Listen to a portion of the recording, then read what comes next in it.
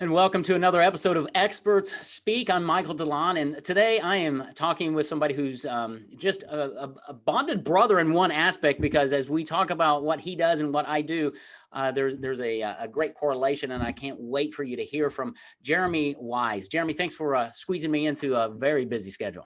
Thanks for having me. I'm excited. Good. Well, you are welcome. Jeremy, I'll give just a brief background of what little I know about you, let you expound a little bit. But Jeremy's the co-founder of Rise 25, which you're going to hear about a little bit more. So I'm not going to pop that bubble. He's also the host of the Inspired Insider podcast that I really recommend you go and subscribe to and listen to. He interviews thought leaders and experts from just all over the world and high-level people. You can learn a lot just by listening to that. So the Inspired Insider podcast with Jeremy Weisz. But Jeremy, let's kick this thing off. Give our audience, a background. Who are you, and how in the world did you end up doing what you do now? I ask myself that every day. I have no idea. No, my background, I have a weird background. So my background's in biochemistry and as a chiropractor. And so I have had, healthcare clinic. I own, e-commerce supplement company. And also I run Rise 25. And so really in my world, I always joke around, Michael, all the best things in my life, if I look around, all can be tracked back to a podcast. And outside of meeting my wife, of course, I did not meet her, but through a podcast. But I know friends who haven't actually met their wives through their podcast. And so, and it's really not the podcast, it's relationships, right? Everything, what makes, in my opinion, the world goes around is relationships. It's relationships with friends, family, colleagues, coworkers, whatever it is. And so I'm always looking at a way to give to my relationships. And Rise 25 came about because I've been podcasting now for over a decade. And, I met my business partner through podcasting. Both of us have been podcasting. John Corcoran has been podcasting for over 10 years.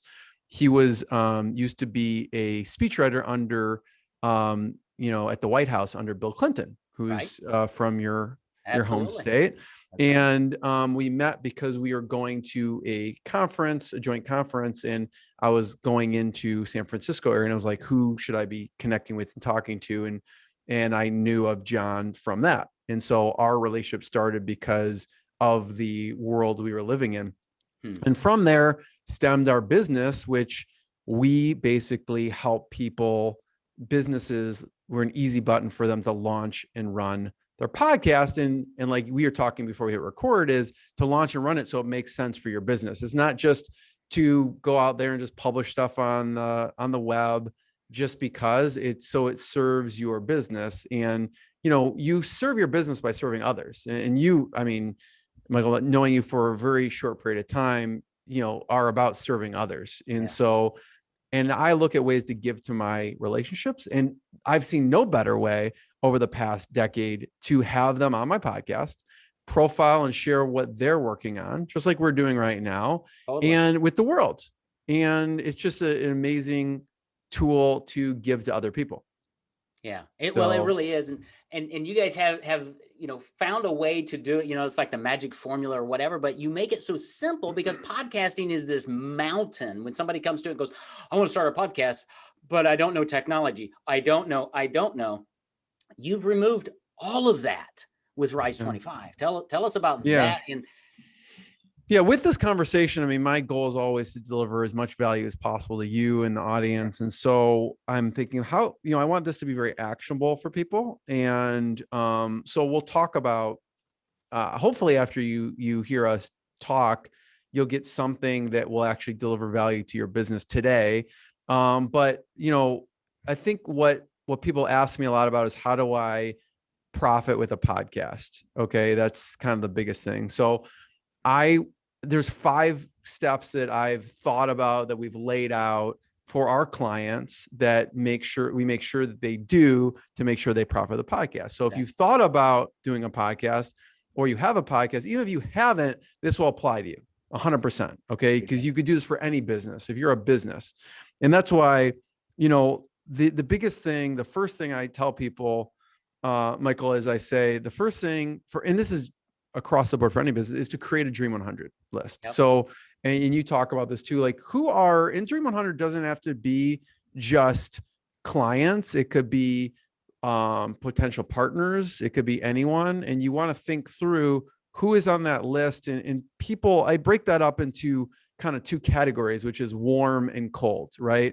People want to, like, go to the coldest of cold. Like, here's all the people that don't know me. Like, throw that away first, throw that aside for a second, and think about the people who already know, like, and trust you, right? They already are in your universe. So when you're thinking of this, don't just think of, oh, I want to, if you're thinking about a podcast, I want to profile or feature whoever, right? Just name a celebrity or something. Just think of the people in your industry that make sense. I know that you help people who, financial advisors, attorneys.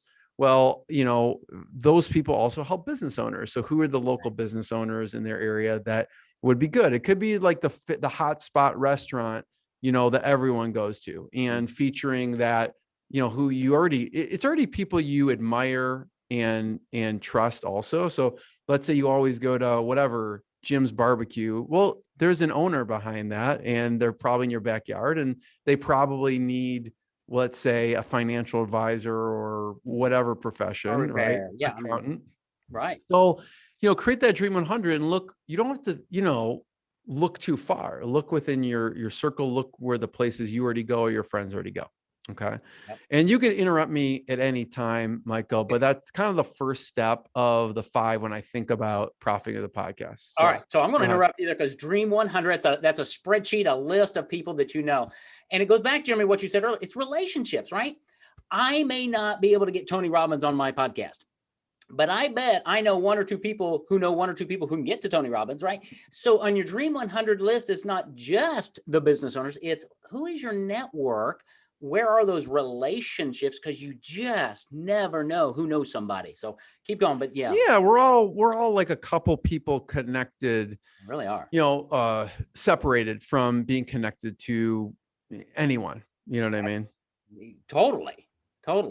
So the next, when you create this Dream 100 list, the next piece is to, we talk about profiting and making sure it serves your business.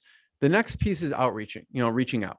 And reaching out can be done in a number of fashions, right? And I like to reach out in a giving fashion. That's why I like to have a podcast, because instead of like a normal business, like, hey, let me tell you about my service, or let me like just chat, or I don't know what I would replace it with anymore, but like, let's get together and talk about. But my outreach is obviously, if I want to profile them and have them on, then I could take that 30-minute conversation and I can publish it across 20 different channels. I could put it on Spotify, Google Play, iTunes, my website, YouTube, everywhere. And so the next is the outreach, and the outreach message is really important because it's determined. Everyone's busy, right? And especially the more higher level people that you're trying to reach, they're even busier. And so a giving outreach message. We've all gotten outreach messages on different social media channels. It's someone kind of just spewing out their services at you. Like, here's 3 paragraphs of what I do. And I'm like, well, 1, I didn't ask you. 2, I don't even need that. And maybe if I did need it, maybe I would be open. It depends, but it's really just not a great way to reach out to people. You want to reach out in a giving fashion. So that you want to make sure you include a couple things in this reach out. 1, what can you do that's of service to them? Okay.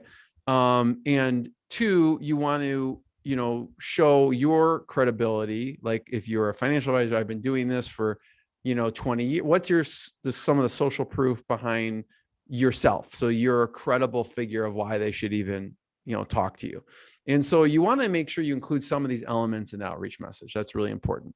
And so when you reach out to people, that gets you into conversation with people. And I tell people, honestly, Michael, you don't need to launch a podcast. You don't have to have it launched to get into conversations with your ideal collaboration partners. It actually happens with the outreach. So I actually, clients we work with, I push them to get ROI before we even launch the podcast, which means people are like, what are you talking about? Because most people ask me these questions. Michael, you may get these, what equipment do I use? Oh, yeah. And well, how do I get downloads and subscribers? Right. Okay. And one, I'll answer the equipment thing because it's a simple thing. You go on Amazon, search like USB microphone and choose something, and you're like $50 to $200. You can get a really nice mic. This one is a Blue Yeti. I have this probably for 10 years, and it's like $100 on Amazon. I have a ATR 2100 microphone over there. That's like $70, and you USB it in back your computer. You can use Zoom. You can use, like we are using right now to record. Back 10 years ago, I was using Skype with like eCam call recorder, and it was, more complicated. Now it's super easy, Totally. And the reality is you don't need any of that. You just need Zoom. I mean, I started podcasting with Zoom in my MacBook Pro. Yeah. The sound wasn't great, but I decided, you know what? If my content's good, they'll get over the sound. Yeah. Then I upgraded finally to a Blue Yeti and all of that. But yeah, it's like $100 investment. Do it. So anyway, don't let things like that stop you from doing this. Yeah. It's so powerful. And my point with that is, like, with the outreach, how do you reach out to people in a giving fashion to help them? I mean, that's my thought process is, how do I do that? And I'll give you an actionable thing of how you can do that. But, let's say you're, obviously if you have a podcast, it's a very easy, right? If you don't have a podcast, I believe, even before it was self-serving, Michael, 10 years ago, I would tell every business owner, I would say, like, you have a website, I think every business should have a podcast. That's what I believe. Okay.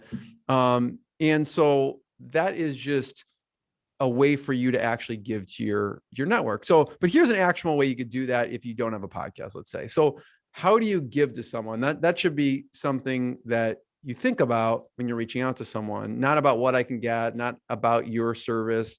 How do I give to this person to serve them? That's it. Well, one way I found is, let's say you have a champion in your world. You could do this today without a podcast, without anything. You have a champion in your world. You love them. They love you. They're like, Michael's the best thing since sliced bread. They tell everyone about you. You could simply actually go to social media of your choice, Facebook, LinkedIn, whatever. Find that, maybe that person, let's just make up, let's say they're a financial advisor for some, for this purpose. And you could go, what? Here's the things I like about Jim or Mary or whoever the financial advisor is. And you put this on LinkedIn or social or Facebook. Here's what I like about, here's what I learned from Jim. And here's his bio. Here's his website. Check it out. Yep. It doesn't, it's just talking about them. It's nothing about you. It's nothing about what you do. It's all about what they're working on, what they're doing. So that's a simple thing you could do right now today. When's the last time you actually just posted about something you learned from someone else who's in your world and profiled them? Okay. Just do that. So after outreach is kind of what you alluded to, and stop me whenever you want, Michael, but the art and science of producing amazing content, which we talked a little bit about that, the technology setup. People are like, they get stuck on these certain things. No one ever that I know of, you just said it, you hit it on the head. Stop podcasting because of poor audio quality. Okay. But what people do, they stop podcasting because they don't get the return that they want, the return on their time, energy, and money. Right. And so it has to serve that. Obviously, you want the sound to be good, but don't let these things hold you up. But you can go up. I remember listening to a Dan Kennedy cassette tape. Okay? I used to listen to those too. Yeah. The sound quality is horrible. I probably still have it. But, his content was so good, I still listen to it. And it's now you listen to him in the last 5 years or 10 years, much better quality, right? But he started. And I think that's the whole thing that we need to get people over this. The other thing that you said that I want to come back to is they stop podcasting because they're not getting the return. Okay, I spent 9.5 years selling Christian radio. And in radio, we had this chickening out period. It happened this about 2.5 months in. It's when you got your second bill from the radio station and you hadn't seen any results. And you say, okay, I'm done. Radio doesn't work. Time out, Jeremy. Let's let it go. And you know what happened, Jeremy? It started working. And the same thing with podcasting, but you need a strategy behind it. This is not a tactic that you throw at it. You've got to have a strategy. I want to come back to that, but keep going. Yeah. No, I like that. It is funny. You need to, have a strategy. And obviously here's the thing with that radio example. It's like, well, all these other companies have been successful with this. So is it really the medium, or is it your go-to-market strategy? Or, maybe it's the strategy, or maybe you just haven't given it the time, right? One of the two, but that is really important to point out for sure. But if you don't have a strategy, you're going to guarantee you're not going to get results from it. Absolutely. If you do have a strategy, it's not a matter, I tell people, it's not a matter of if, it's when, you know what I mean? Totally. So the art and science of producing amazing content has to do, we talked about technology setup a little bit. The other part I find is it's really the key is stories. Okay. And making sure people tell great stories, and you tell great stories in general, as a host, you want to make sure to do that. So I joke around, a little research goes a long way with this type of thing. So do a little bit of research because usually there's a story behind it. And sometimes people are, as you probably know, Michael, sometimes guests are on the spectrum of, okay, I'm going to have to pull something out of this person. And sometimes they just show up. They're like, cool. They can tell good stories and they can give some actionable content, Right. And so an example I give, like one of my interviews, if you do a little bit of research and you pull those things out, because with stories, it's memorable and it moves people into action.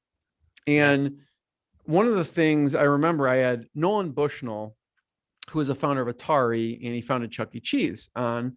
And I was like, just doing some research on him. And I go, how can I make this the best interview and make something that people want to listen to? Well, when we love our TV shows, we love movies, it's because they have great stories. So I learned by researching him that he was Steve Jobs' mentor. So I'm like, okay, I have to have him talk about, some interactions with Steve Jobs.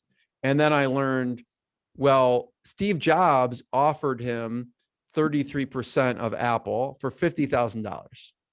And so when I learned that, just make it easy for your guests to tell good stories, because he didn't have to come up with that. I did my research and I found that that's the case. And I go, no, and I have to ask, I have to know this.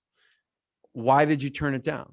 Steve Jobs offered you, I don't know if that would make him the richest person in the world right now. It possibly could. Close. Yeah. But so I asked him, and that's a compelling story that he enjoys telling, that the audience will be like, why did he turn this down?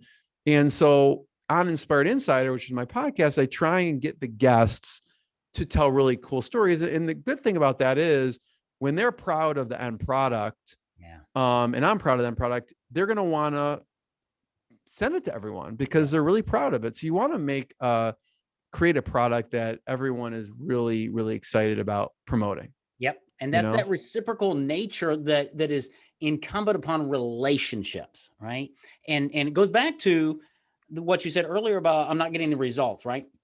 Too many times in marketing in general, let alone podcasting, we go after it with, okay, I'm going to do this for 90 days. And if I don't get a response, I'm going to be done. No, this is a longer term play. And what happens when you go after it the way you go after it and you're teaching people, you first, how can I prop you up? Because there's great value in knowing Jeremy Weisz and what he's doing, and go listen to his. How do we do that? And then, you know what? It'll come back to me. May not be through you, maybe through, that's all right. It'll come back to me. It's that thought process of what you started with of sharing, that generosity factor. It's key. Yeah. I mean, the question is, we've all heard this saying, like, it's not what you know, it's who you know. And then do you have a system or a process for building an amazing network? Right. And so that's why I'm a huge proponent of podcasting. But I mean, there's a number of ways to do it, but that's just the way I've seen, no better way to do it. then that way. Right. And so growing your network in a giving fashion. Yep. So that's kind of the content piece of it. Think about when you're producing content, whether it's written or audio or video, how do you produce and get the best stories, okay, from people, from yourself, and make sure you're telling those stories because people love the stories. So the next piece after, so create your G100, get ROI with outreach, the art and science kind of the producing amazing content, which includes the technology setup. The fourth thing is building your, what we call kind of your give loop. Okay. Your give loop is a way for you to put it back out in the universe and have it come back. So, with in the instance of a podcast, you're distributing it, right? You're distributing that across Stitcher, Google Play, iTunes, Spotify. You're putting it on your website, you're putting it on social media, and allowing it, make it easier for your guests to share your content and them and what they're working on. And so you need to build some kind of give loop to grow your reach and expand your reach. And so that is also, when you create something shareable, it's much easier. And the last thing is turning your podcast into profits, turning your guests into partners. And the way I think of it is, my guests who I have on are like, how do I turn them into a real relationship? And I turn them into a real relationship simply by, like I mentioned, giving to them. And one of the ways is to have them on. Other ways is I always want to make introductions. So I make maybe 5 to 20 introductions every single day, and for my network. So I'm always looking, like, who should Michael know that is in my network, and introduce them. I don't ask for anything in return. I don't expect anything in return. I probably have made 9 introductions today. And it's just me like, hey, you should know you should know you, and giving a reason why. And I always do a double opt-in introduction, meaning I always ask both parties, because the last thing is like, well, maybe Michael wants to meet this person, but you're busy. Maybe you're going on a family vacation. You're like, Jeremy, it's not a good time right now. Yeah. So it may be yes, but not right now. Or maybe it's like, no, actually, it's not a good fit. And then it makes it awkward if I introduce you. You're like, well, now I kind of have to follow through because I don't want to let Jeremy down. So I always ask both parties, is it a good time? Is this good for you? And if not, that's fine. But it's that extra step to make sure you are getting a yes from both parties. So then I go, boom, I connect them. So, ways to deliver value, turning the, guests into real relationships, making introductions, like I said, posting it across all the platforms.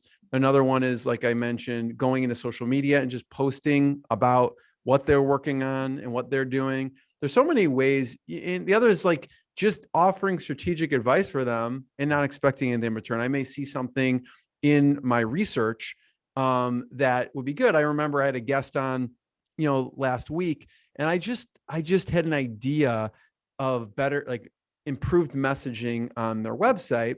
I also went and researched them on LinkedIn, and I thought their LinkedIn profile needed a lot of work. So I went about it lightly, but when I had a rapport with them, I'm like, listen, your LinkedIn profile does not represent who you are. You need to, like, and I am a heavy user of LinkedIn as well. So I said, I say this with the most love possible, but can I give you some suggestions on how to, like, totally, and they go, yes, Jeremy, I've neglected my LinkedIn profile for like years. Yeah. So I go, let me just give you some advice. I think it would really help.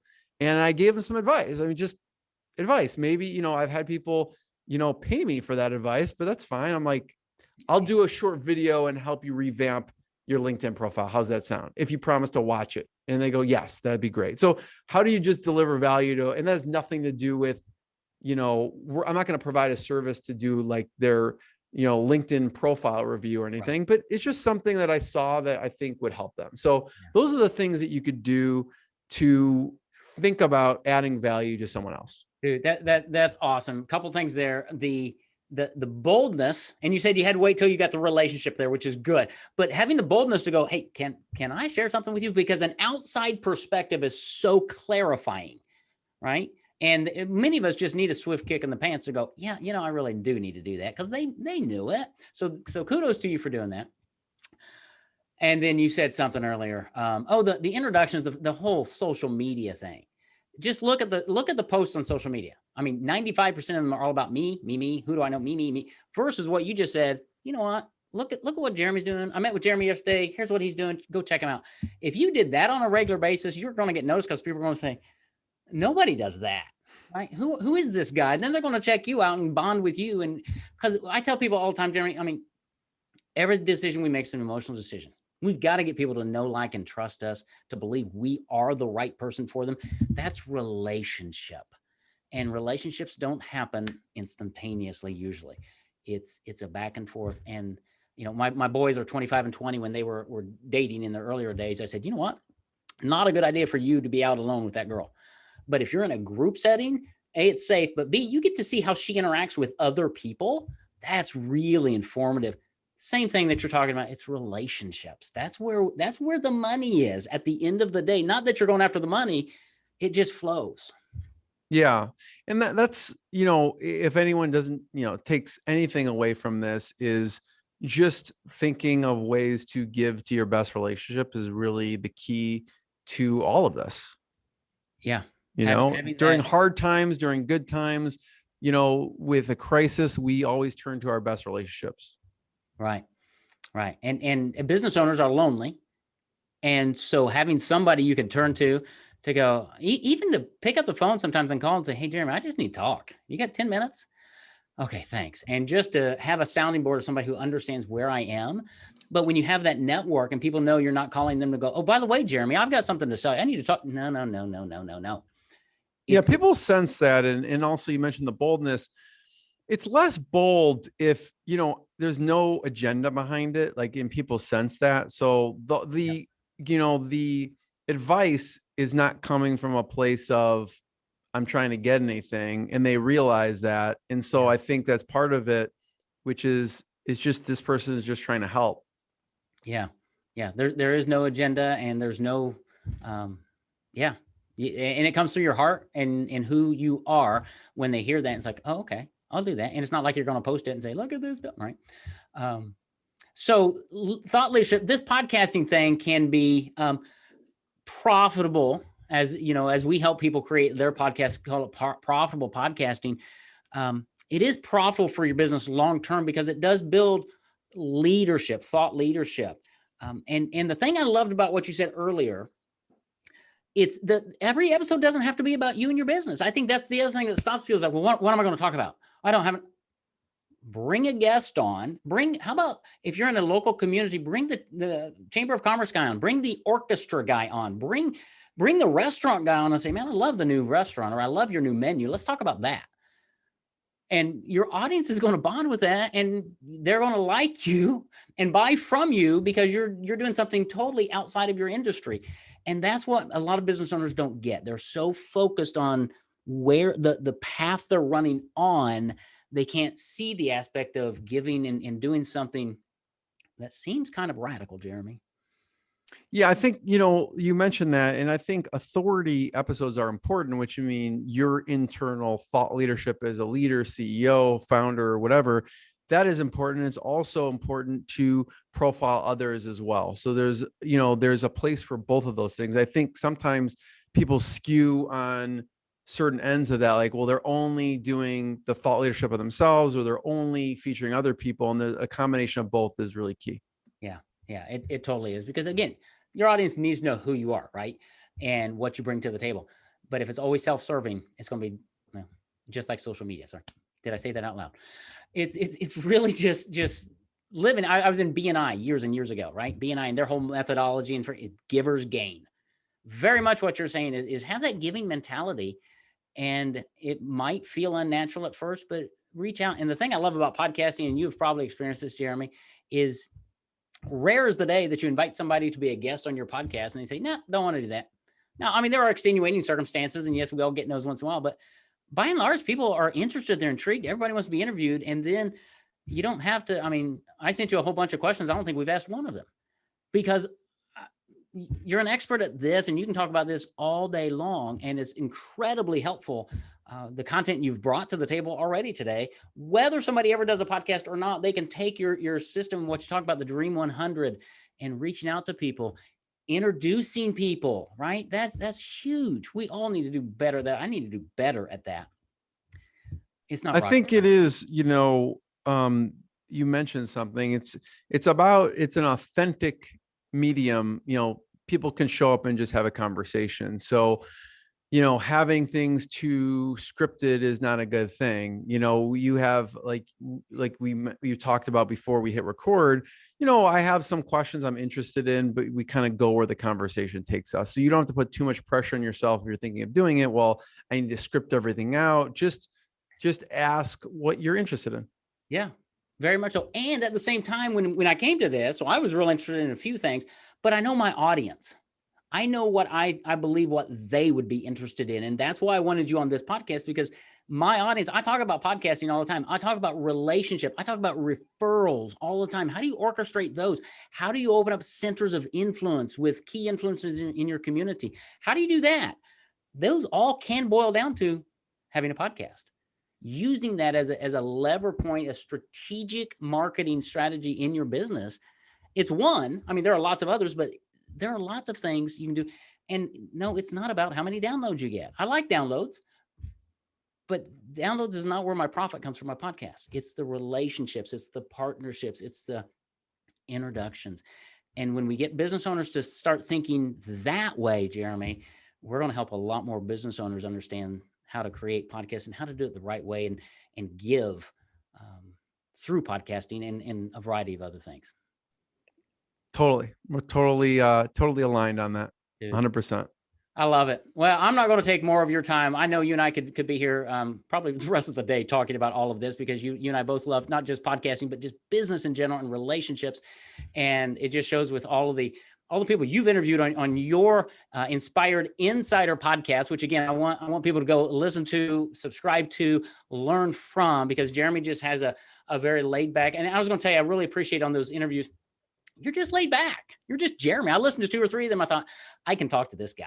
And so many times we put people up on a pedestal, like Jeremy said, yes, he's going to be on my podcast. Oh my goodness. It's like, no, he's just, I don't know if anyone said that about me, Michael, but I appreciate that.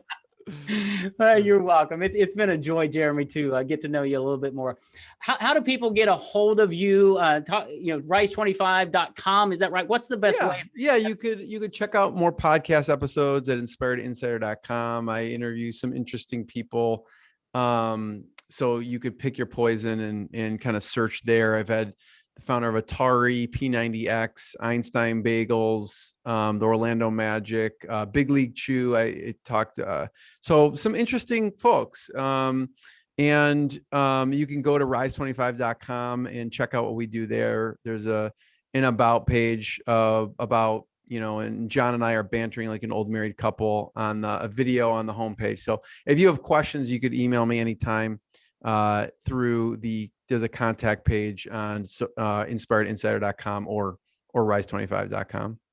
That's awesome. Let me just encourage people to go do that. It's great. A lot of great content, but Jeremy, you're a great guy. Thank you so much for your giving heart, for your authenticity. I've enjoyed this thoroughly. Great content. Thank you. Thank you, Michael. Oh, thanks, everyone.